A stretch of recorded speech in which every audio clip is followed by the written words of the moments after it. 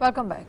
Iran Israel યુદ્ધને પગલે સુરતના અર્થતંત્રની કરોડરજ્જુ સમાન ટેક્સટાઇલ અને હીરા ઉદ્યોગમાં ચિંતા વ્યાપી છે.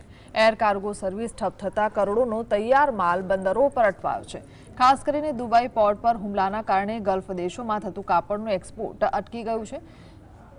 સધર્ન ગુજરાત ચેમ્બર ઓફ કોમર્સના જણાવ્યા મુજબ જો આ સ્થિતિ લાંબી ચાલશે તો પેમેન્ટ ફસાવાની અને નવા ઓર્ડર ઘટવાની મોટી સમસ્યા ઊભી થશે. સુરતનો મુખ્ય વેપાર દુબઈ વાયા 45 દેશોમાં ફેલાયેલું છે, જે હવે યુદ્ધના કારણે દુકાળમાં અધિક માસ જેવી સ્થિતિમાં મુકાયો છે. કાર્ગોથી પણ માલ જતો હોય છે, શિપમેન્ટથી પણ માલ જતો હોય છે.